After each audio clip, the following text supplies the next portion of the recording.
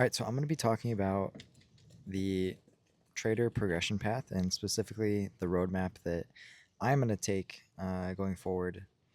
To the best of my knowledge, this is the route I want to take. I think this is the best way forward for me. Um, so I'm just going to kind of go over it. This kind of in 6 main steps of trading.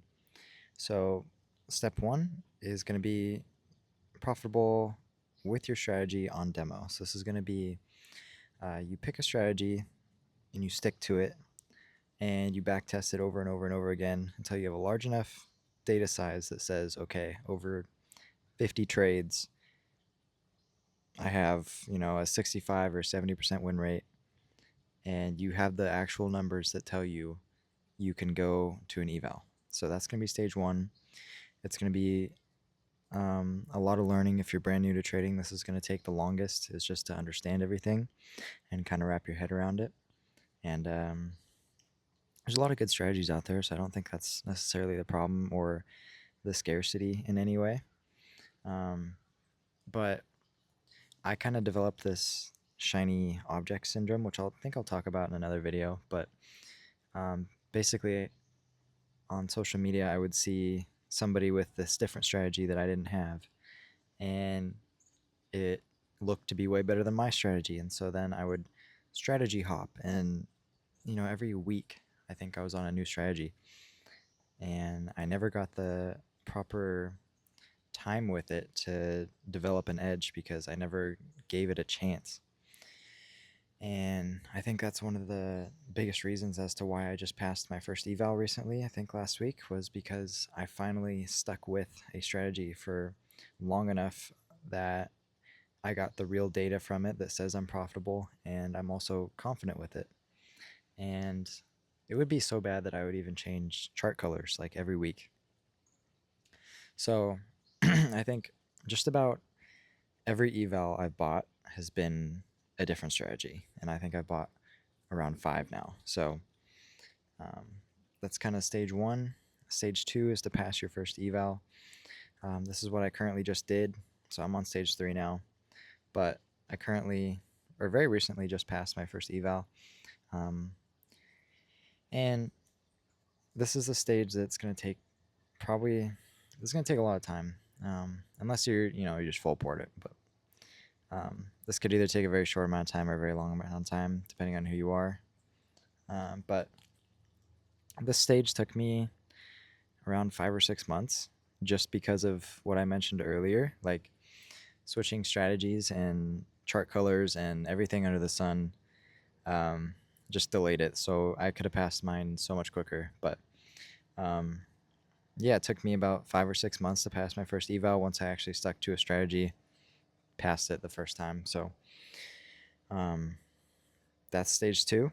Stage three is going to be the what I'm working towards right now. This is getting my first payout.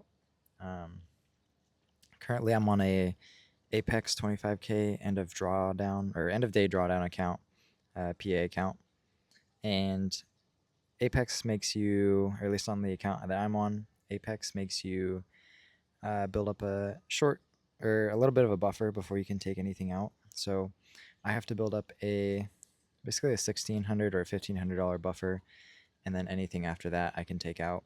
So, and then Apex's um, minimum payout is $500. So I aim to just take out the minimum and then scale with that, which leads me into step number 4. So I plan to take the minimum payout of 500 and I plan to scale it to multiple accounts. So first of all, I want to go from a 25K account to a 50K account because 50Ks are just the goat. 25Ks are a little bit more difficult, and the margins aren't as good. So 50K accounts are just the best. So I definitely do want to just switch immediately to that after I'm done with this 25K account.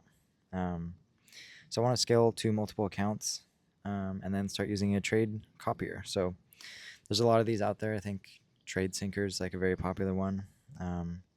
But I would buy probably 1 or 2 50K accounts with that $500 payout.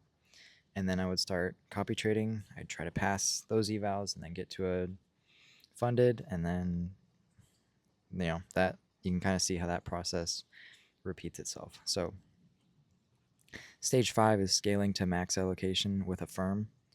I'm not exactly sure, but I think Apex lets you have some crazy number like 20 accounts. Might be 30, I don't know. Apex lets you scale to a lot of accounts though, so that would be the next goal. Is once you take that next payout, you would have the capital to start having 5 or 10 or 15 accounts at once. This is probably the time where you can blow the most amount of money though, so this is where I'm going to be very careful. I'm going to make sure I'm got everything nailed down and solid, because when you buy 5 or 10 accounts and then you blow them all on an eval, you don't even get to the funded stage yet, that can be very costly. So that's actually where I'm going to be very careful. And then once you've scaled to the max amount of accounts you can have with one prop firm, that's where you just go to multiple. I'll probably go to Lucid next, or Alpha Futures is under a lot of fire right now, but um, any other prop firm besides Apex, and then you try to scale with them. So that's kind of how I'm going to plan on scaling, very, very simply, very briefly. Yeah, like I said, we're on step number 3, and I'm going to be documenting my whole journey through all of it. Sadly, I haven't really documented the first 3 steps, but I'm definitely going to be documenting everything else from here on out. So I'll be posting on this main channel and then also on my TikTok. So thank you guys for watching, and I'll catch you in the next one.